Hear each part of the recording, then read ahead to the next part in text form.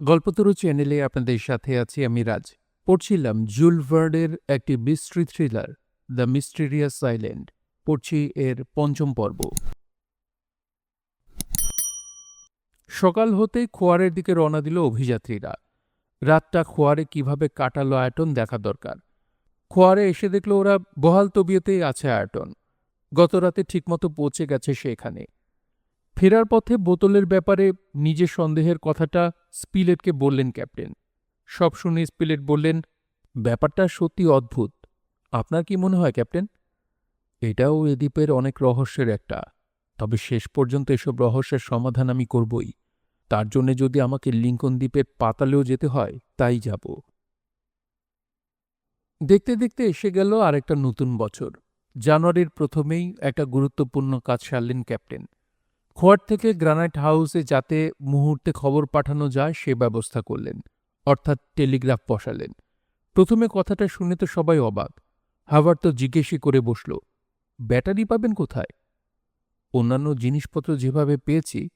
নির্লিপ্ত জবাব ক্যাপ্টেনের, বানিয়ে নেব। ব্যাটারির কেমিক্যালস সবই আছে দ্বীপে, শুধু তারটা বানিয়ে নিলেই হলো। ঠিক বলেছেন। আর কদিন পর তাহলে ইঞ্জিনটা বানিয়ে নিলেই হলো, রেলগাড়িও চড়া যাবে। আচ্ছা, আপনার অভিধানে কি অসম্ভব বলে কোনো কথা নেই ক্যাপ্টেন? প্রশ্ন করল পেনক্রাফট। উত্তরে মুচকি হাসলেন ক্যাপ্টেন। প্রথমেই তৈরি হলো তার। লোহার অভাব নেই দ্বীপে। ওই লোহা দিয়ে কতগুলো কাঠি বানানো হলো। একটা কঠিন ইস্পাতের পাত বানিয়ে তাতে ৩ পরিধির ৩টে ছিদ্র করা হলো। শ্যাকরারা যেভাবে সোনা রূপার তার লম্বা করে সেভাবে প্রথমে বড়, তারপর মাঝের ও সবশেষে ছোট ছিদ্রটা দিয়ে লোহার কাঠিগুলো টেনে হিঁচড়ে বের করার পর লম্বা হয়ে গেল কাঠিগুলো। এক একটা কাঠি থেকে ৪০-৫০ ফুট লম্বা তার পাওয়া গেল। তারগুলো পরপর জুড়ে নিয়ে গ্রানাইট হাউস থেকে খোয়ার পর্যন্ত ৫ মাইল লম্বা টেলিগ্রাফের তার তৈরি হয়ে গেল। তামা দিয়ে এই পদ্ধতিতে কিছু সরু তারও বানানো হলো। এবার ব্যাটারি। ২ মুখো কাঁচের বোতলে নাইট্রিক অ্যাসিড ঢেলে কাঁচের নল ডুবিয়ে দেওয়া হলো ওতে। নলের এক মুখ ছিদ্র করা মাটির ছিপি দিয়ে বন্ধ করে ছিদ্র দিয়ে ঢালা হলো পটাশ সলিউশন। কিছু বিশেষ গাছপালা পুড়িয়ে ছাই করে তা থেকে আগেই পটাশ বানিয়ে নিয়েছিলেন ক্যাপ্টেন। পটাশ আর নাইট্রিক অ্যাসিডের যোগাযোগ হলো মাটির ছিপির মধ্য দিয়ে। এরপর দুটো দস্তার পাত নিয়ে একটা অ্যাসিডে অন্যটা পটাশে ডুবিয়ে দেওয়া হলো। অ্যাসিডের পাতটা নেগেটিভ আর পটাশের পাতটা পজিটিভ। তার দিয়ে দুটো পাতকে যুক্ত করে দিতেই চালু হয়ে গেল বিদ্যুৎ প্রবাহ। খোয়ার থেকে গ্রানাইট হাউস পর্যন্ত খুঁটি বসিয়ে তার টাঙানো হলো খুঁটির মাথায়। সেকেন্ডে ২০,০০০ মাইল বেগে কারেন্ট চলবে এই তারের মধ্য দিয়ে। নরম লোহায় তামার তার জড়িয়ে বৈদ্যুতিক চুম্বক বানানো হলো। কারেন্ট চালু করলেই কাজ শুরু করবে বৈদ্যুতিক চুম্বক। খটখট আওয়াজ করে চলতে থাকবে টেলিগ্রাফ। কথাবার্তা চলবে টরে-টক্কা পদ্ধতির মোর্স কোডে। মহাসমারোহে টেলিগ্রাফ উদ্বোধনের ব্যবস্থা করা হলো ১২ই ফেব্রুয়ারি। গ্রানাইট হাউস থেকে খোয়ারে টেলিগ্রাফের মাধ্যমে প্রশ্ন করলেন ক্যাপ্টেন, ঠিক আছে সব? সাথে সাথেই খোয়ার থেকে উত্তর দিল আয়টন, সব ঠিক ক্যাপ্টেন। ব্যাপার দেখে খুশিতে ধেই ধেই করে নাচতে লাগল পেনক্রাফট। তারপর থেকে টেলিগ্রাফের মাধ্যমে রোজ আয়টনের খবরাখবর নিতে লাগল পেনক্রাফট। ফলে নিঃসঙ্গ থাকতে চাইলেও তার থাকতে পারল না আয়টন। সিন্দুকের ক্যামেরাটার কথা এতদিন ভুলেই গিয়েছিল অভিযাত্রীরা। হঠাৎ স্পিলেটের মনে হলো কথাটা। সাথে সাথেই সেটা বের করে এটা ওটার ফটো তুলতে শুরু করলেন তিনি। সবচেয়ে সুন্দর উঠল জাপের ফটোটা। একটা মজার ব্যাপার ঘটল ২১শে মার্চ। সেদিন ভোরে গ্রানাইট হাউসের জানলা দিয়ে মুখ বাড়িয়ে চমকে উঠল হাওয়ার্ড। বিস্ময়ে চেঁচিয়ে উঠল সে, কি শুরু হলো এই হতচ্ছাড়া দ্বীপটায়? এই মার্চের শেষে কিনা বরফ পড়ছে?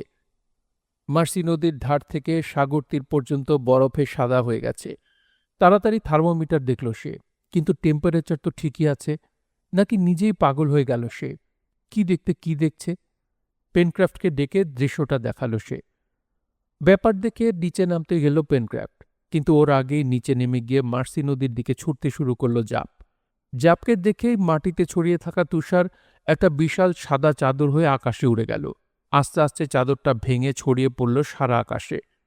শালা! ফস করে রুদ্ধ নিঃশ্বাসটা ছাড়ল হাওয়ার্ড। এই যে দেখছি পাখির ঝাঁক, আসলে তুষার সাদা এক জাতের সামুদ্রিক পাখি ওগুলো। ২৬শে মার্চ। লিঙ্কন দ্বীপে অভিযাত্রীদের আসার পর পুরো 2 বছর পার হয়ে গেছে।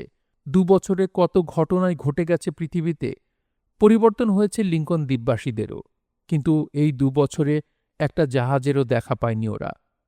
একদিন না একদিন ট্যাবর আইল্যান্ডে নির্বাসিত আয়ারটনকে তুলে নেবার জন্যে আসবেই ডানকান। সেরকম আভাসই দিয়ে গেছেন লর্ড গ্লেভারভন। আয়ারটন লিঙ্কন আইল্যান্ডে এসেছে প্রায় 5 মাস। কে জানে এই 5 মাসের ভেতরেই এসে ফিরে গেছে কিনা ডানকান। তবু একটা নোটিশ লিখে ট্যাবর আইল্যান্ডে গিয়ে আয়ারটনের লিঙ্কন দ্বীপের অবস্থানের খবরটা কুড়ের ভেতর সুবিধামতো জায়গায় লোডকে দিয়ে আসতে হবে। আয়ারটনের লিঙ্কন দ্বীপে অবস্থানের খবরটা কুড়ের ভেতর সুবিধামতো জায়গায় লোডকে দিয়ে আসতে হবে। যদি গত 5 মাসে না এসে থাকেন লর্ড গ্লেভারভন, তাহলে কাজে লাগবে নোটিশটা। কাজে কর্মে কেটে গেল আরও কয়েকটা দিন। সেদিন 25শে এপ্রিল। প্রসপেক্ট হাইটের বারান্দায় বসে আড্ডা মারছে অভিযাত্রীরা। গম্ভীর হয়ে বসে আছেন ক্যাপ্টেন। কি যেন গভীরভাবে ভাবছেন তিনি। হঠাৎ নড়েচড়ে বসে কথা বললেন তিনি। সবাই এদিকে এসে বসো তো, কথা আছে। কি বলবেন ক্যাপ্টেন? একটু অবাক হল সবাই, কিন্তু ক্যাপ্টেনের কাছে বসল। এই দ্বীপে আশাস্তক বেশ কিছু রহস্যময় ঘটনা ঘটে গেছে। সে সম্পর্কে আলোচনা করে তোমাদের মতামত জানতে চাই। তারপর একটু থেমে আবার বললেন, গোড়া থেকে শুরু করি। বেলুন থেকে সাগরে ছিটকে পড়ে ডুবতে বসেছিলাম। কি করে তীরে এলাম জানি না। তীরে এসেই জ্ঞান হারালাম। তাহলে আমাকে গুহাটায় বয়ে নিয়েছিল কে? ওই গুহাটা থেকে তোমরা ছিলে তখন 5 মাইল দূরে। অচেনা জায়গায় এতটা পথ পাড়ি দিয়ে সোজা চিমনিতে পৌঁছল কি করে টপ? আর তাও না হয় পৌঁছল, কিন্তু সাংঘাতিক ঝড় তুফানের ভেতর দিয়ে গিয়েও ওর শরীর ঝরঝরে শুকনো থাকল, আর বিন্দুমাত্র ক্লান্তও হয়নি সে। তারপর আসে ডুগংটার রহস্যময় মৃত্যু। গলা কেটে কে হত্যা করেছিল ওটাকে? কে পানির নিচ থেকে ওপরে ছুঁড়ে দিয়েছিল টপকে? কে গুলি করেছিল পেকারির বাচ্চাটাকে? পিপে বাঁধা সিন্দুকটা এলো কোত্থেকে? জাহাজডুবি হবার আগে নিজেদের কাজে লাগবে বলে নাবিকদের প্রয়োজনীয় জিনিসপত্র ঢুকিয়ে এভাবে সিন্দুক ভাসিয়ে দিতে শোনা গেছে। কিন্তু একটা জিনিসের গায়েও প্রস্তুতকারকের নাম নেই কেন? কাগজ ভরা বোতলটা কে ভাসিয়েছে পানিতে? আর ভাসিয়েছিলই যদি, একেবারে বোয়ান অ্যাডভেঞ্চারের গায়ে এসে ঠেকল কি করে ওটা? মাঝে মাঝে কোনো কিছুর অস্তিত্ব টের পেয়ে কুয়োর পাড়ে গিয়ে চেঁচায় টপ। এমনকি জাপও ব্যতিক্রম না। কি আসে কুয়োর তলায়? গ্রানাইট হাউসে কার আগমনে ভড়কে গিয়েছিল শিম্পাঞ্জির দল? সিঁড়িটাকে ওপর থেকে নিচে ফেলেছিল কে? উল্টানো কচ্ছপটা গায়েব হল কি করে? গাছের গুঁড়িতে বাঁধা ছোট্ট নৌকোটা ছাড়া পেল কি করে? আর ধরলাম শক্ত করে বাঁধেনি পেনক্রাফট। যেভাবেই হোক বাঁধন খুলে পানিতে ভেসে যায় নৌকোটা। তাহলে অন্য কোথাও না গিয়ে একেবারে আমাদের সামনের যাত্রাপথে এসে হাজির হলো কি করে ওটা? আর সবচেয়ে আশ্চর্য ব্যাপার হলো, কে আলোর সংকেত দিয়ে বন অ্যাডভেঞ্চারকে পথ চিনতে সাহায্য করেছিল? আর সে আলো যে সে আলো নয়, শক্তিশালী বৈদ্যুতিক আলো। একটা না এতগুলো কথা বলে হাঁপিয়ে উঠলেন ক্যাপ্টেন। স্তব্ধ হয়ে বসে রইল শ্রোতারা। একটা কথারও উত্তর দিতে পারল না। কে সেই রহস্যময় বন্ধু, যে প্রত্যেকটা বিপদের সময় হাত বাড়িয়ে সাহায্য করছে ওদের, অথচ নিজে থেকে যাচ্ছে সম্পূর্ণ অদৃশ্য? সত্যি কি কোনো শুভাকাঙ্ক্ষী অশরীরী দেবতা বাস করছে লিঙ্কন আইল্যান্ডে? কিন্তু এই ঊনবিংশ শতাব্দীর শেষ লগ্নে এ যে ভাবাও অসম্ভব। রহস্যই থেকে গেল। এদিকে আবার শীত নামতে শুরু করল লিঙ্কন আইল্যান্ডে।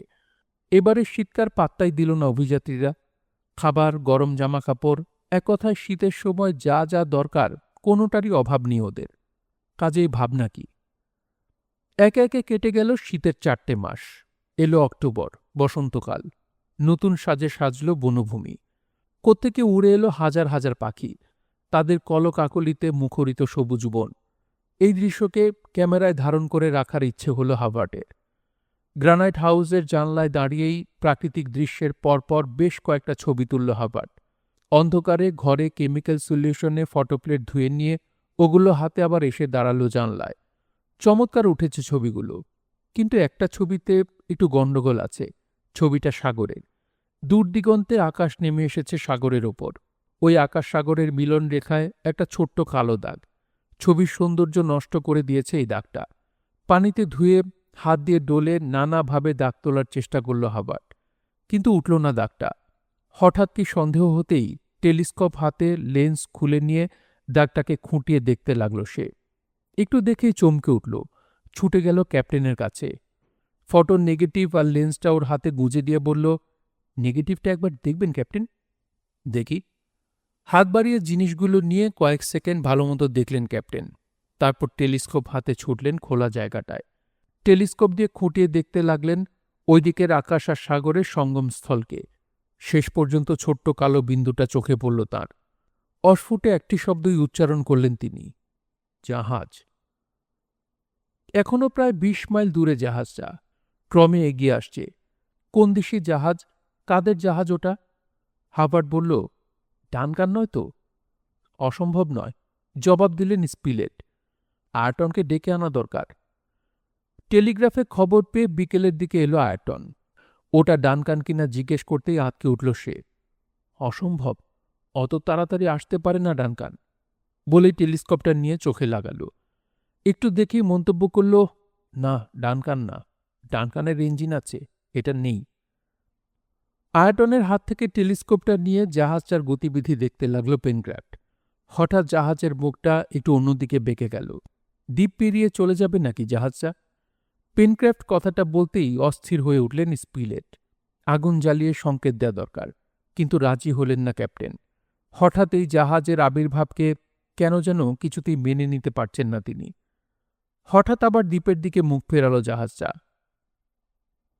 জাহাজটা বেশ মজবুতই মনে হচ্ছে, টেলিস্কোপ দিয়ে দেখতে দেখতে বলল পেনক্রাফট। ফ্ল্যাগটা আমেরিকানও না, ব্রিটিশও না, ফরাসি, জার্মান, রাশিয়া, এমনকি স্পেনেরও না।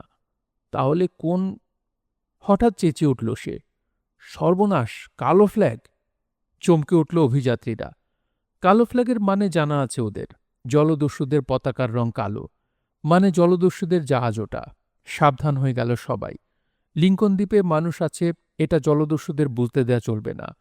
ক্যাপ্টেনের নির্দেশে আয়রটন আর নেব গিয়ে উইন্ডমিলের পাখাগুলো খুলতে লেগে গেল। দূর থেকে ওগুলোই আগে চোখে পড়ে। গ্রানাইট হাউসের দরজা জানলা লতাপাতা দিয়ে ভালো করে ঢেকে দিতে লাগলো হাবার্ট আর পেনক্রাফট। নৌকোটা, মানে বন অ্যাডভেঞ্চারের কি হবে? জিজ্ঞেস করল হাবার্ট। কিচ্ছু হবে না, জবাব দিল পেনক্রাফট। বন্দরটা খুঁজেই পাবে না ওরা। ক্যাপ্টেনের কথা মতো অল্প সময়ে সব কাজ শেষ করে ফেলল ওরা। দ্বীপে মানুষ আছে, এটা বাইরে থেকে জলদস্যুরা সহজে বুঝতে পারবে না। সবাইকে ডেকে জরুরি মিটিংয়ে বসলেন ক্যাপ্টেন। যদি লিঙ্কন দ্বীপ দখল করতে চায় ওরা কি করবে জানতে চাইলেন তিনি। যুদ্ধ করব, একসাথেই সবাই জবাব দিল। প্রাণ থাকতে জলদস্যুদের হাতে দ্বীপ ছেড়ে দেব না। ঠিক, যুদ্ধই করব আমরা। ক্যাপ্টেনও সবার সাথে একমত হলেন। রাত নামতে অন্ধকারে দেখা গেল না জাহাজটাকে। সবাই আশা করছে হয়তো শেষ পর্যন্ত লিঙ্কন দ্বীপে নোঙর ফেলবে না পাইরেট শিপ। ঠিক সেই সময় সবাইকে চমকে দিয়ে সাগরের দিক থেকে ঝলকে উঠল উজ্জ্বল আলো। এর প্রায় ৬ সেকেন্ড পরে ভেসে এলো কামান লাগার বিকট আওয়াজ।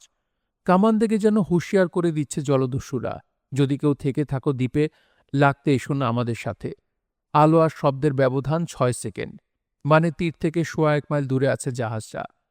আরও কিছুক্ষণ পর লোহার শেকলের ঝনঝনানি শোনা যেতেই বুঝল অভিযাত্রীরা গ্রানাইট হাউসের কাছেই সাগর তীরে নোঙর ফেলেছে পাইরেট শিপ। যুদ্ধের জন্য প্রস্তুত হতে শুরু করলেন ক্যাপ্টেন। গ্রানাইট হাউসটা সুরক্ষিত, কিন্তু পোল্ট্রি, শস্যক্ষেত্র, খোয়ারের কি ব্যবস্থা করা যায়? তাছাড়া জলদস্যুরার সংখ্যায় কত তা না জেনে যুদ্ধে নামাটা উচিত হবে না। বড় কথা হলো, কামানের বিরুদ্ধে অভিযাত্রীদের ৯টা বন্দুক কতক্ষণ দাঁড়াতে পারবে? একটা কথা বলবো ক্যাপ্টেন, হঠাৎ ক্যাপ্টেনের সামনে এসে বলল আয়রটন। কি কথা? জাহাজে কজন লোক আছে একবার গিয়ে দেখে আসতে চাই। বাধা দিয়ে আয়রটনকে নিরস্ত করা যাবে না বুঝে অনুমতি দিলেন ক্যাপ্টেন। কিন্তু আয়রটন একা যাবে না, ওর সাথে পেনক্রাফটও যাবে। যেতেই যখন হবে, দেরি করে লাভ নেই। কাজেই রওনা হয়ে গেল দুজনে। সাগর পাড়ে পৌঁছে গায়ের সমস্ত জামাকাপড় খুলে ফেলে গায়ে ভালো করে চর্বি মাখিয়ে নিল আয়রটন। এতে শীতটা কম লাগবে। এই ফাঁকে মার্সি নদীর তীর থেকে ছোট নৌকোটা নিয়ে এলো পেনক্রাফট। আয়রটন উঠে বসতেই নৌকো ছেড়ে দিল পেনক্রাফট। দ্বীপের অন্য প্রান্তে পৌঁছেই নৌকো থেকে পানিতে নেমে পড়ল আয়রটন। কাছে একটা পাহাড়ের ফাটলে আত্মগোপন করল পেনক্রাফট। মিটমিটে একটা আলো জ্বলছে পাইরেট শিপের মাথায়। সেদিকেই নিঃশব্দে সাঁতরে চলল আয়টন। আধ ঘন্টার মধ্যেই জাহাজের কাছে পৌঁছে নোঙরের শিকল ধরে কিছুক্ষণ জিরিয়ে নিল। তারপর শিকল বেয়ে উঠে গেল ডেকে। ডেকের একধারে রশিতে ঝুলানো কিছু শার্ট প্যান্ট শুকোতে দিয়েছে খালাসিরা। অন্যধারে আড্ডা মারছে কয়েকজন জলদস্যু। কান পেতে ওদের কথাবার্তা শুনতে লাগলো আয়টন। একটু পরে ওদের কথাবার্তা থেকে আবিষ্কার করল জাহাজটার নাম স্পিডি। ক্যাপ্টেনের নাম কানে যেতেই দারুণভাবে চমকে উঠল আয়টন।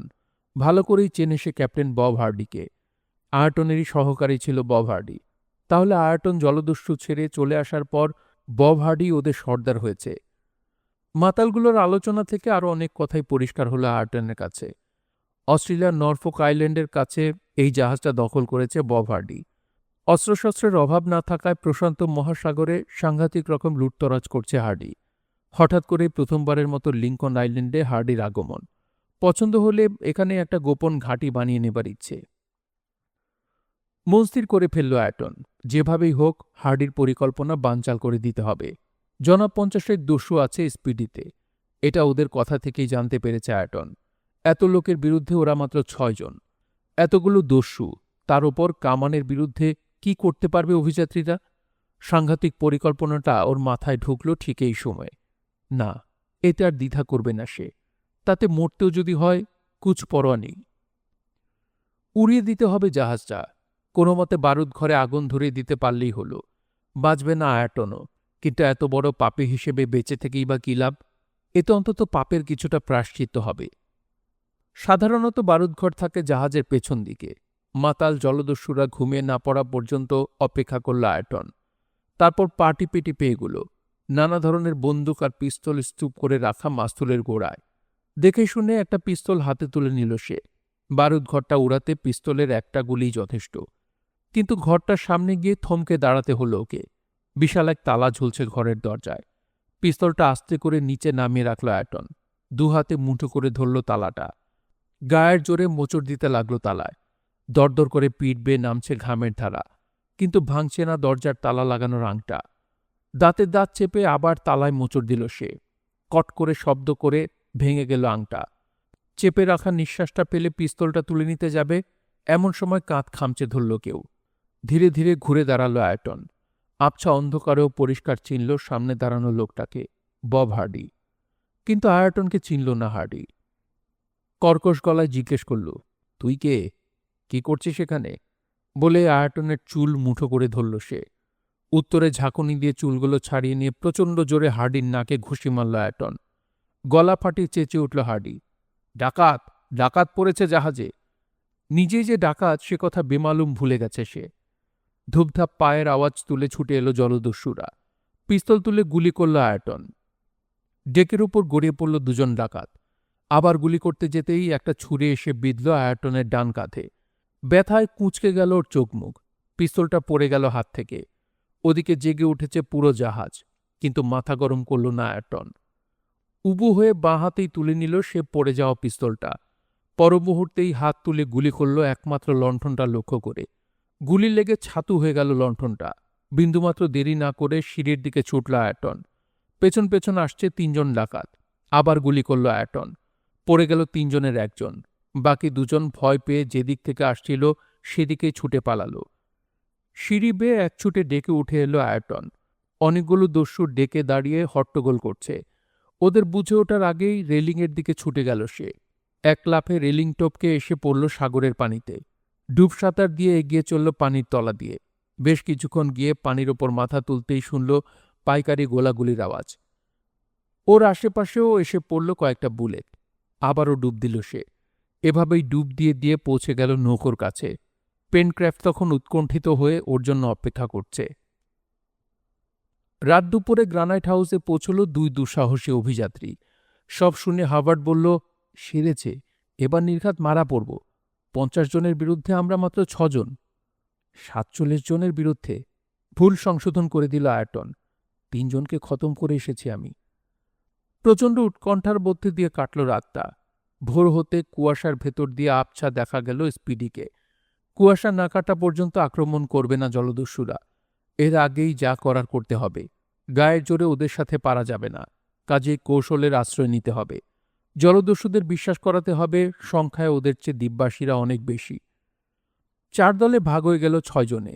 হার্ভার্ড আর হার্ডি চিমনিতে, মার্সি নদীর মুখে থাকল নেব আর স্পিলেট, উপদ্বীপের 2 জায়গায় লুকিয়ে রইল পেনক্রাফট আর আয়টন। প্রত্যেকের হাতেই বন্দুক। 6টার পর ফিকে হতে শুরু করল কুয়াশা। টেলিস্কোপ দিয়ে দেখলেন ক্যাপ্টেন স্পিডির 4টে কামানের মুখ দ্বীপের দিকে ফেরানো। ডেকের উপর ছোটাছুটি করছে 25-30 জন দস্যু। চোখে টেলিস্কোপ লাগিয়ে লিঙ্কন দ্বীপকে পর্যবেক্ষণ করছে আরও 2 জন। আরও কিছু পরে একটা নৌকো নামানো হলো জাহাজ থেকে। নৌকোটা সাগরে নামতেই বন্দুক হাতে 7 জন দস্যু তাতে উঠে বসল। 4 জন পাটাতনের উপর বন্দুক রেখে দাঁড় বাইতে লাগল। সীসা বাঁধা দড়ি দিয়ে পানির গভীরতা মাপছে একজন। বাকি 2 জন বন্দুক হাতে যে কোনো আক্রমণের জন্য তৈরি হয়ে বসে আছে। উপদ্বীপের দিকেই এগুচ্ছে নৌকোটা। নৌকোটা তীরে পৌঁছতেই উঠে দাঁড়ালো একজন বন্দুকধারী। তীরে নামতে যাবে এমন সময় গুলি করল পেনক্রাফট আর আয়টন। দাঁড়ানো আর পানি মাপা 2 জন দস্যুই একসাথে লুটিয়ে পড়ল নৌকোর পাটাতনে। পরমুহূর্তে কামান দাগার আওয়াজ হলো। আয়টন আর পেনক্রাফটের মাথার উপরে পাহাড় চূড়া উড়ে গেল গোলার আঘাতে। বন্দুকের ধোঁয়া লক্ষ্য করে কামান দাগছে বব হার্ডি। নৌকোর মুখ জাহাজের দিকে ঘুরিয়ে দ্রুত দাঁড় বেয়ে চলল বাকি 5 জন জলদস্যু। আবার গুলি করল পেনক্রাফট আয়টন। আরও 2 জন জলদস্যু মারা গেল। কার্তুজের খোসা দুটো ফেলে বন্দুকের গুলি ভরতে লাগল পেনক্রাফট আর আয়টন। ততক্ষণে বন্দুকের আওতার বাইরে চলে গেছে বাকি 3 জন জলদস্যু। আবার গর্জে উঠল কামান। আরও কিছু পাথর ভেঙে গড়িয়ে পড়ল পেনক্রাফট আর আয়টনের আশেপাশে। স্পিডির গায়ে নৌকোটা ঠেকাতেই আরও ডজনখানেক দস্যু লাফিয়ে নামল ওতে। 8 জন দস্যু নিয়ে আরও একটা নৌকো ভাসানো হলো পানিতে। একটা নৌকো উপদ্বীপের দিকে, অন্যটা মার্সি নদীর মুখ লক্ষ্য করে এগিয়ে এলো। এবার জায়গা ত্যাগ করতে হবে পেনক্রাফট আয়টনের, না হলে বিপদে পড়বে। কিন্তু আরও অন্তত 2টোকে ঘায়েল না করে জায়গা ছেড়ে নড়ার ইচ্ছে নেই ওদের। বন্দুকের আওতায় আসতেই আরও 2টো দস্যুকে গুলি করে মারল পেনক্রাফট আয়টন। তারপর এক লাফে আড়াল থেকে বেরিয়ে একে বেঁকে দৌড় দিল খালের দিকে। বুলেট বৃষ্টি শুরু হলো ওদের আশেপাশে, কিন্তু লাগলো না ওদের গায়ে। নিরাপদে খাল পেরিয়ে চিমনিতে ঢুকে গেল ওরা। মার্সি নদীর মুখের দিকে আসা 8 জনের নৌকোটা লক্ষ্য করে গুলি ছুটতে শুরু করলেন এবার স্পিলেট আর নেব। হালধারী আরেকজন মাল্লা মারা গেল। সাঁই করে ঘুরে গেল অনিয়ন্ত্রিত নৌকোর মুখ। কিন্তু এতেও রেহাই পেল না। একটা চোরা পাথরে ধাক্কা লেগে উল্টে গেল নৌকো। কোনো মতে আছড়ে পাছড়ে তীরে উঠল বাকি 6 জন। উঠেই ছুট লাগাল ফ্লোরস্লাম পয়েন্টের দিকে। এক ছুটে একেবারে বন্দুকের নাগালের বাইরে। নৌকো নিয়ে আর আসবে না ওরা, ব্যাপার দেখে বললেন ক্যাপ্টেন। জাহাজ নিয়ে খাড়ির ভেতরে ঢুকবে, আসল বিপদ দেখা দেবে তখন। ক্যাপ্টেনের কথা শেষ হওয়া মাত্র চেঁচিয়ে উঠল পেনক্রাফট। ঠিকই বলেছেন ক্যাপ্টেন, ওই যে নোঙর তুলছে হারামজাদা। গ্রানাইট হাউসে চলে যাওয়া উচিত আমাদের। পাহাড়ের আড়াল থেকে বেরিয়ে এলো নেব আর স্পিলেট। জাহাজ থেকে দেখা যাবে না ওদের। ওরা দুজনও গিয়ে চিমনিতে ঢোকার পর উঠে দাঁড়ালো সবাই। পাহাড়ের আড়ালে আড়ালে পৌঁছে গেল গ্রানাইট হাউসে। জানলার ফাঁক দিয়ে দেখতে দেখতে হঠাৎ টের পেল অভিযাত্রীরা কত বড় বাঁচা বেঁচে গেছে। খাড়িতে ঢুকেই সোজা চিমনির ওপর কামান দাগতে শুরু করল জলদস্যুরা। গোলার আঘাতে গুড়িয়ে যাচ্ছে চিমনিটা। হঠাৎ চিমনিতে গোলাবর্ষণ বন্ধ করে দিল ওরা। বোধহয় বুঝতে পেরেছে ওরা কেউ নেই এখানে। টেলিস্কোপ চোখে লাগিয়ে গ্রানাইট হাউসের দিকেই তাকিয়ে আছে একজন। হঠাৎ আবার গর্জে উঠল কামান। গ্রানাইট হাউসের জানলার কাছে এসে পড়ল গোলাটা। সর্বনাশ! চেঁচিয়ে উঠল পেনক্রাফট। আমরা কোথায় আছি টের পেয়ে গেছে হারামজাদারা। আসলেও তাই। লতাপাতা দিয়ে গ্রানাইট হাউসের দরজা জানলা ঢেকে দেওয়া হয়েছিল। ক্যাপ্টেন ভেবেছিলেন জানলা দরজা দেখা না গেলে কিছুই বুঝতে পারবে না ডাকাতেরা, কিন্তু সন্দেহ করে বসল ধুরন্ধর বব হার্ডি। পাথরের গায়ে সবুজ লতাপাতা জন্মাতে পারে না, কাজেই 2-2 4 মিলিয়ে যা বোঝার বুঝে নিয়েছে সে। পরিষ্কার বুঝল দ্বীপবাসীরা আর রক্ষা নেই। লিঙ্কন দ্বীপে এসে জলদস্যুর গোলা খেয়ে ওদের পরমায়ু শেষ হতে চলেছে। একেবারে নিরাশ হয়ে পড়েছে সবাই। হঠাৎ প্রচণ্ড কান ফাটানো আওয়াজে কেঁপে উঠল আকাশ, পাহাড়, বনভূমি। এ তো কামানের শব্দ নয়। প্রায় সাথে সাথেই শোনা গেল বহু কণ্ঠের মিলিত আর্তচিৎকার। ব্যাপার কি? দৌড়ে জানলার কাছে এলো অভিযাত্রীরা, কিন্তু যা দেখল নিজের চোখকেও বিশ্বাস করতে পারল না যেন। চৌচির হয়ে ভেঙে এদিক ওদিক ছিটকে পড়েছে বিশাল জাহাজটার তলা আর একপাশের কাঠ। কাত হয়ে গিয়ে তলিয়ে যাচ্ছে জাহাজটা। মাত্র 10 সেকেন্ডের ভেতরই জলদস্যুদের নিয়ে পানির তলায় অদৃশ্য হয়ে গেল স্পিডি। চোখের সামনে ভোজবাজির মতো ঘটে গেল ঘটনাটা। গ্রানাইট হাউসের জানলার সামনে বিমূঢ় হয়ে দাঁড়িয়ে রইল অভিযাত্রীরা। আশ্চর্য! ক্যাপ্টেনের কথায় চমকে ফিরে তাকাল সবাই। এতে আশ্চর্য হওয়ার কিছু নেই, পেনক্রাফট বলল। জলদস্যুরা ট্রেইন যোদ্ধা না, উত্তেজনার সময় হয়তো এক একটা জ্যান্ত বুলেট ঢুকিয়ে দিয়েছে বারুদ ঘরে। জোয়ারের পানি সরে যাবার পর আবার দেখা গেল স্পিডিকে। কাত হয়ে পড়ে আছে জাহাজটা। প্রায় ২০ ফুট ব্যাসের বিশাল এক গর্ত হয়ে গেছে জাহাজের তলায়। কিন্তু গর্তটা হয়েছে জাহাজের সামনের দিকে। তাহলে পেনক্রাফটের অনুমান তো ধোপে টিকছে না। বারুদঘরটা জাহাজের পেছন দিকে। বারুদ বিস্ফোরিত হলে পেছন দিকে হতো গর্তটা। জাহাজের দিকে এসে উঠল যাত্রীরা। তৈজসপত্র, যন্ত্রপাতি, সিন্দুক, বাক্স, পিপা যা কিছু অক্ষত অবস্থায় পাওয়া গেল সব দড়ি আর কপিকলের সাহায্যে নৌকোয় নামিয়ে ডাঙায় তুলতে লাগল অভিযাত্রীরা। সবচেয়ে আশ্চর্য ব্যাপার, একেবারে অক্ষত অবস্থায় পাওয়া গেল বারুদঘর। দেখে বোকা বনে গেল পেনক্রাফট। কি করে ধ্বংস হলো অত বড় জাহাজটা? রহস্যের কিনারা করতে না পারলেও খুশি হল সবাই। স্পিডির সমস্ত মালপত্র উদ্ধার করতে ৩ দিন লেগে গেল। এত মালপত্র পাওয়া গেল যে সব রাখার পর আর পা ফেলার জায়গা থাকল না গ্রানাইট হাউসের স্টোর রুমে। বন্দুক, পিস্তল আর গোলা বারুদের তো কথাই নেই। কামান ৪টেও জাহাজ থেকে নামিয়ে আনা হলো। এবার যদি কখনো অন্য জলদস্যুরা আক্রমণ করেও তার সমুচিত জবাব দিতে পারবে অভিযাত্রীরা। স্পিডির ধ্বংসের আসল কারণ জানা গেল ৩০শে নভেম্বর। জোয়ার আর ভাটার টানে ভেঙে চুরে সাগরে গিয়ে পড়েছে জাহাজটা। ওটার কোনো চিহ্নই আর দেখা যাচ্ছে না। সেদিন খাড়ির ধার দিয়ে আসছে নেব। হঠাৎ জিনিসটা চোখে পড়ল ওর। ভাটার টানে খাড়ির পানি নেমে গেছে। স্পিডি যেখানে ডুবেছিল তার থেকে একটু দূরে একটা লোহার চোঙা পড়ে আছে। কৌতূহল হওয়ায় চোঙাটা তুলে আনল নেব। চিনতে না পেরে ক্যাপ্টেনকে দেখালো সে জিনিসটা। একবার দেখেই গম্ভীর হয়ে গেলেন তিনি। বললেন, এবার বুঝলাম কারণটা। কিসের কারণ ক্যাপ্টেন? জিজ্ঞেস করল পেনক্রাফট। কেন ডুবেছে স্পিডি? চোঙাটাকে দেখিয়ে বললেন, ওটা একটা টর্পেডোর অংশ। টর্পেডো? বিস্ময়ে চেঁচিয়ে উঠল সবাই। হ্যাঁ, টর্পেডো। স্পিডির তলায় কেউ আঘাত এনেছিল ওটা দিয়ে। আরেকবার আমাদের সবার প্রাণ বাঁচালেন রহস্যময় সেই অশরীরী শক্তি। স্পিডি ধ্বংস হলেও কিন্তু একটা সমস্যা থেকে গেল। নৌকো থেকে নেমে ফ্লোরসাম পয়েন্টের দিকে পালিয়েছিল ৬ জন দস্যু। ওদেরকে খুঁজে বের করতে হবে। আরও দৃঢ়প্রতিজ্ঞ হল অভিযাত্রীরা। খুঁজে বের করতে হবে রহস্যময় সেই ত্রাণকর্তাকেও। তার আগে দিন দুয়েকের জন্য খোয়াড়ে যেতে হবে আয়টনকে। জানোয়ারগুলোর খাওয়া দাওয়ার ব্যবস্থা করে দিয়ে গ্রানাইট হাউসে ফিরে আসবে। ৯ নভেম্বর খোয়াড়ে চলে গেল আয়টন। এর মধ্যে খবরাখবরের দরকার হলে টেলিগ্রাফ তো রয়েছেই। আয়ারটনের ফেরার কথা সেদিন। হঠাৎ দুপুরবেলা স্পিলেট বললেন, বন অ্যাডভেঞ্চারের অবস্থাটা একবার দেখা উচিত না? যদি জলদস্যুদের চোখে পড়ে যায়। কথাটার গুরুত্ব আছে। সাথে সাথেই বন্দুক হাতে রওনা হয়ে গেলেন স্পিলেট, পেনক্রাফট আর নেব।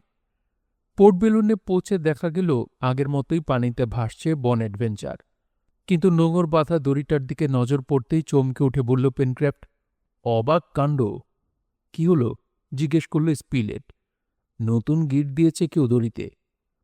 গিট আবার দিতে যাবে কে? তুমি দিয়েছ, খেয়াল নেই হয়তো। অসম্ভব, এ ধরনের গিট ভুলেও দিই না আমি। সোজা কথা, বন অ্যাডভেঞ্চারকে নিয়ে বেরিয়েছিল কেউ, ফিরে এসে আবার আগের জায়গায় বেঁধে রেখেছে। ফিরে গিয়ে কথাটা জানাতে ক্যাপ্টেন বললেন, গ্রানাইট হাউসের কাছাকাছি আরেকটা বন্দর তৈরি করতে হচ্ছে, না হলে কোনোদিন হয়তো খোয়াই যাবে নৌকোটা। সময় হয়ে যাবার পরও আসছে না দেখে খোয়ারে টেলিগ্রাফ করা হলো আয়টনকে। 2টো ছাগল সাথে করে আনার নির্দেশও দেয়া হলো তাকে। কিন্তু ওদিক থেকে জবাব এলো না। আশ্চর্য তো! রাতেও যখন ফিরল না আয়টন, ভোরে উঠে টেলিগ্রাফের পর টেলিগ্রাফ করা হলো, কিন্তু সাড়া নেই ওপাশ থেকে। তবে কি কোনো বিপদে পড়েছে আয়টন, নাকি বিগড়ে গেছে টেলিগ্রাফ? আর তো দেরি করা যায় না। গ্রানাইট হাউসে শুধু নেবকে রেখে বন্দুক হাতে খোয়ারের দিকে রওনা হলো সবাই। টেলিগ্রাফের লাইন ধরে ধরে এগুলো ওরা। কারণটা জানা গেল তখনই। মাইল দুয়েক দূরেই ৭৪ নম্বর খুঁটিটা উপড়ে মাটিতে ফেলে দিয়েছে কেউ। ছিঁড়ে গেছে ওখানকার টেলিগ্রাফের তার। তার যারা ছিঁড়েছে, আয়টনকে জখম করাও তাদের পক্ষে অসম্ভব নয়। খোয়ারের দিকে ছুটল সবাই। খোয়ারের কাছে পৌঁছে দেখল ওরা গেটটা অক্ষতই আছে, বেড়াও ভাঙেনি কোথাও। কিন্তু খটকা লাগল ক্যাপ্টেনের মনে। এত চুপচাপ কেন খোয়ারটা? জন্তু জানোয়ার বা মানুষ কারোরই কোনো সাড়া শব্দ নেই। সতর্ক করলেন তিনি আর সবাইকে। বন্দুক বাগিয়ে ধরে পা টিপে টিপে গেটের দিকে এগুলো ওরা। আস্তে করে গেটের হুড়কো খুলে ভেতরে পা দিলেন ক্যাপ্টেন। ঠিক সেই সময় বন্দুকের আওয়াজের পরপরই শোনা গেল হাভার্টের আর্তচিৎকার। কি হলো হাভার্ট, কি হলো? হাত থেকে বন্দুকটা ফেলে দিয়ে হাভার্টের দিকে ছুটে গেল পেনক্রাফট। উপুর হয়ে মাটিতে পড়ে আছে হাভার্ট। স্পিলেট আর হার্ডিংও ওর দিকে ছুটে গেলেন। কাছে গিয়ে উবু হয়ে বসে হাভার্টের নাড়ি দেখলেন স্পিলেট। বললেন, এখনো বেঁচে আছে হাভার্ট? জলদি খোয়ারে নিয়ে চলো ওকে। তাড়া লাগালেন ক্যাপ্টেন। পেনক্রাফট আর স্পিলেট ধরাধরি করে মাটি থেকে তুলে নিল হাভার্টকে। আগে আগে চললেন ক্যাপ্টেন। গেটের ভেতর ঢুকতেই আবার গর্জে উঠল বন্দুক। গুলির আঘাতে ক্যাপ্টেনের মাথা থেকে হ্যাটটা উড়ে গেল। চমকে উঠে বাঁ পাশে চাইলেন ক্যাপ্টেন। মাত্র ৬ ফুট দূরে দাঁড়িয়ে আছে একজন জলদস্যু। ক্যাপ্টেনের মাথা সই করে গুলি করেছিল সে, কিন্তু সৌভাগ্যক্রমে মাথার ১ ইঞ্চি ওপর দিয়ে চলে যায় গুলিটা। বন্দুকে আবার গুলি ভরতে শুরু করেছে দস্যুটা, কিন্তু ওকে আর সুযোগ দিলেন না ক্যাপ্টেন। কোমর থেকে ছোড়াটা খুলে নিয়ে ছুঁড়ে মারলেন দস্যুর বুক লক্ষ্য করে। নির্ভুল নিশানা। ছুরিটা আবুল বিঁধে গেল দস্যুর বুকে। আর্তনাদ করে মাটিতে লুটিয়ে পড়ল সে। শূন্য খোয়ারের ভেতরে আয়টনের ঘরে ঢুকে বিছানায় শুইয়ে দেয়া হলো হাভার্টকে। এখন ডাক্তার পাওয়া যাবে কোথায়? অভিযাত্রীদের কেউই তো ডাক্তারই জানেন না। তবে ফার্স্ট এইড দিতে পারেন ক্যাপ্টেন আর স্পিলেট দুজনেই। জ্ঞান নেই হাভার্টের, ক্ষীণ নাড়ির গতি, ফ্যাকাশে মুখ, অবস্থা বিশেষ সুবিধের মনে হচ্ছে না। আস্তে আস্তে হাভার্টের গায়ের জামাটা খুলে নিল পেনক্রাফট। ক্ষতস্থানটা পরীক্ষা করতে শুরু করলেন ক্যাপ্টেন। পাজরার ৩য় আর ২ হাড়ের মাঝখানে গিয়ে ঢুকে অন্য পাশ দিয়ে বেরিয়ে গেছে গুলিটা। আর একটু হলেই হৃৎপিণ্ডে লাগত। পরিষ্কার পানি দিয়ে ক্ষতস্থানটা ভালো করে ধুয়ে নিয়ে শার্ট ছিঁড়ে ভালো করে একটা ব্যান্ডেজ বাঁধলেন ক্যাপ্টেন। কয়েক ঘন্টা পর জ্বর আসবে, তার আগেই জ্বরনাশক গাছের ছাল দিয়ে রস তৈরি হল। হাভার্টের ঠোঁট দুটো ফাঁক করে ধরলেন স্পিলেট। চামচে করে সেই রস একটু একটু করে হাভার্টের মুখে ঢেলে দিল পেনক্রাফট। তা সত্ত্বেও জ্বর এলো, প্রচণ্ড জ্বর। সেদিনটা গেল, রাত গেল, কিন্তু জ্ঞান ফিরল না হাভার্টের। পরদিন এবং রাতটাও অজ্ঞান হয়ে থাকল সে। চিন্তিতভাবে ওর মুখের দিকে চাইতে লাগলেন স্পিলেট আর ক্যাপ্টেন। এর পরদিন ১২ই নভেম্বর সকালে চোখ মেলল হাভার্ট। জ্বরও কম একটু। এক নাগাড়ে ঠান্ডা পানি দিয়ে ক্ষতস্থান ধুয়ে দিচ্ছে পেনক্রাফট। কাজেই পচতে পারল না জায়গাটা। তবে ক্ষতের মুখ দিয়ে পুঁজ বেরোতে শুরু করেছে। একটু পরে আবার চোখ বন্ধ করল হাভার্ট। স্বাভাবিক ঘুম। আয়টনের কথা মনে হলো এবার ওদের। খোয়ারের বাইরে ভেতরে কোথাও ধস্তাধস্তির চিহ্ন নেই। গেল কোথায় আয়টন? যদ্দূর মনে হয় আয়টনকে বন্দি করে নিয়ে গেছে দস্যুরা, বললেন স্পিলেট। আয়টনের ঘর তল্লাশি করে দেখা গেল ওর বন্দুক আর কার্তুজগুলো অদৃশ্য হয়েছে। খোয়ারের বাইরেই হয়তো ওত পেতে বসে আছে দস্যুরা। কাউকে বেরোতে দেখলে গুলি করবে। আরেকটা সমস্যার কথা মনে পড়ল স্পিলেটের। ক্যাপ্টেনকে বললেন তিনি, আমাদের দেরি দেখে যদি খুঁজতে বেরোয় নেব, নির্ঘাত গুলি খেয়ে মারা পড়বেও। হ্যাঁ, চিন্তিতভাবে বললেন ক্যাপ্টেন। তার চেয়ে আমি বরং গ্রানাইট হাউসে চলে যাই। পাগল, বাধা দিলেন স্পিলেট। আপনার মৃত্যু কেউ ঠেকাতে পারবে না তাহলে? খোয়ারের ওপরই নজর রাখছে এখন দস্যুরা। গভীরভাবে চিন্তিত হয়ে পড়লেন ক্যাপ্টেন। হঠাৎ টপের উপর তার নজর পড়তেই উজ্জ্বল হয়ে উঠল মুখ। বললেন, পেয়েছি। খবর নিয়ে যাবে টপ। ঘণ্টা দেড়েকের ভেতরই ফিরে আসতে পারবে ও। সাথে সাথেই কাজে লেগে গেলেন ক্যাপ্টেন। পকেট থেকে কাগজ আর কলম বের করে লিখলেন, হাভার্ট জখম হয়েছে। আমরা খোয়ারে বন্দী। খবরদার, গ্রানাইট হাউসের বাইরে যাবার চেষ্টা করো না। আশেপাশে দস্যুদের দেখে থাকলে টপের মাধ্যমে খবর পাঠাও। টপের গলায় কাগজটা বেঁধে ওকে গেটের কাছে নিয়ে গেলেন ক্যাপ্টেন। আঙুল তুলে গ্রানাইট হাউসের দিকে নির্দেশ করে ইঙ্গিত করলেন কুকুরটাকে। মুহূর্তে বুঝে নিল ট্রেনিং পাওয়া প্রখর বুদ্ধিমান কুকুর। এক লাফে গেট পার হয়ে জঙ্গলে ঢুকল টপ। হারিয়ে গেল গাছপালার আড়ালে। ঘণ্টাখানেক পেরিয়ে যাবার পর হঠাৎ বন্দুক গর্জে উঠল খোয়াড়ের বাইরের জঙ্গলে। ছুটে গিয়ে গেটটা একটু ফাঁক করলেন ক্যাপ্টেন। শখানেক গজ দূরে গাছের আড়ালে চকিতে সরে গেল একটা মুখ। ঠিক সেই মুহূর্তে তীরের মতো ছিটকে এসে ভেতরে ঢুকল টপ। সাথে সাথে গেট বন্ধ করে দিলেন ক্যাপ্টেন। চিঠি পাঠিয়েছে নেব। টপের গলা থেকে ওটা খুলে নিয়ে পড়লেন ক্যাপ্টেন। নেব লিখেছে, গ্রানাইট হাউসের আশেপাশে এখনো দস্যুদের দেখা যায়নি। কোনো অবস্থায় বাইরে বেরোব না আমি। হার্ভার্টের দুর্ঘটনা শুনে আন্তরিক দুঃখিত। আশা করছি শীঘ্রই সেরে উঠবেও। বাধ্য হয়ে খোয়ারেই থাকতে হলো ওদের। দৃঢ় গলায় ঘোষণা করলেন ক্যাপ্টেন, হার্ভার্টকে সেরে উঠতে দাও আগে, তারপর দেখা যাবে কিভাবে বাঁচে ওরা। আরও কয়েকটা দিন গেল। আস্তে আস্তে ঘাস শুকিয়ে গেল হার্ভার্টের, জ্বরও কমে গেল। আরও 10 দিন পর 22শে নভেম্বর নিজের হাতে খেতে পারল হার্ভার্ট।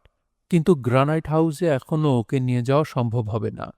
কাজেই আরও কয়েকদিন অপেক্ষা করতে হবে। আস্তে আস্তে সেরে উঠতে লাগল হার্ভার্ট। আর থাকা যায় না খোয়াড়ে। যত তাড়াতাড়ি সম্ভব ওকে গ্রানাইট হাউসে স্থানান্তরিত করা উচিত। নেবেরও কোনো খবর নেই, কি অবস্থায় আছে ও কে জানে। কিন্তু দস্যুদের ব্যূহ ভেদ করে কিভাবে গ্রানাইট হাউসে পৌঁছানো সম্ভব ঠিক করতে পারছে না কেউ। সেদিন ক্ষেপে উঠল পেনক্রাফট। হারামজাদাদের ভয়ে ভাবে লুকিয়ে থাকলে কি করে হবে? আজ বেরোবই আমি। 5 জনের বিরুদ্ধে একা কি করবে তুমি? বাধা দিয়ে বললেন ক্যাপ্টেন। একা নয়, টপকে নিয়ে যাব। পাগল, জেনে শুনে গুলির মুখে এগিয়ে যাওয়া ঠিক হবে না। কিন্তু তাই বলে, দেখো, এমনিতেই হার্ভার্টকে নিয়ে বহু ঝামেলা পোহাতে হচ্ছে। তার ওপর তোমার যদি কিছু হয় তাহলে সবাই বিপদে পড়ব আমরা। কথাটা ঠিক, করার কিছুই নেই। শুধু রুদ্ধ আক্রোশে ফুলতে থাকল পেনক্রাফট। এই সময় আয়টনটা কাছে থাকলে বেশ ভালো হতো। স্পিলেট কথাটা বলতেই পেনক্রাফটের মেজাজ আরও খিচড়ে গেল। ভয়ের কিছু নেই, মরেনি আয়টন, বলল পেনক্রাফট। মানে আয়টনকে মেরে ফেলেনি দস্যুরা? মারবে কি? মরতে চাইলেও তো বাঁচিয়ে রাখবে। হঠাৎ পেনক্রাফটের কথার মানে বুঝতে পারলেন স্পিলেট। আয়টন বেইমানি করেছে বলতে চাও? ভাবছ পুরনো দোস্তদের সাথে যোগ দিয়েছে আবার? করতেও পারে। এতটা নিজ ভেব না ওকে পেনক্রাফট, বললেন ক্যাপ্টেন। আর যাই করুক, অন্তত বেইমানি করবে না আয়টন। মাফ করবেন ক্যাপ্টেন, ওই জেলখানায় বন্দি থাকতে থাকতে মাথাটাই খারাপ হয়ে গেছে আমার। আর কটা দিন পেনক্রাফট, হার্ভার্টকে আরেকটু সুস্থ হয়ে উঠতে দাও। এখন ওকে বেশি নড়াচড়া করলে হিতে বিপরীত হতে পারে। 27শে নভেম্বর। সেদিন আর থাকতে না পেরে বন্দুক হাতে টপসহ খোয়ার থেকে বেরিয়ে পড়লেন স্পিলেট। আস্তে করে খোয়ারের গেট খুলে বেরিয়ে এলেন তিনি। কিন্তু বেরিয়ে আসার পরও গুলি করল না কেউ। সাহস বেড়ে গেল ওর। এক ছুটে ঢুকে গেলেন সামনের জঙ্গলে। গাছপালার আড়ালে আড়ালে মাইল দেড়েক এগোনোর পরই কিসের যেন গন্ধ পেয়ে ডেকে উঠল টপ। সামনে পেছনে ছোটাছুটি করে কোথাও যেন সে নিয়ে যেতে চাইছে স্পিলেটকে। বুঝতে পেরে টপের পিছন পিছন চললেন স্পিলেট। মিনিট 5 এগোবার পর একটা ঝোপে ঢুকে এক টুকরো রক্তমাখা ছেঁড়া কাপড় নিয়ে বেরিয়ে এল টপ। টুকরোটা পরীক্ষা করে বুঝলেন ওটা আয়টনের ওয়েস্টকোটের অংশ। ওটা নিয়ে খোয়াড়ে ফিরে এলেন তিনি। পেনক্রাফট, কি বুঝলে? কাপড়ের টুকরোটা দেখে বললেন ক্যাপ্টেন। টেনে হিঁচড়ে নিয়ে যাওয়া হয়েছে আয়টনকে। আর সন্দেহ আছে তোমার? কথাটা বলার জন্যে আমি দুঃখিত ক্যাপ্টেন, তবে একটা জিনিস পরিষ্কার হয়ে গেছে। কি?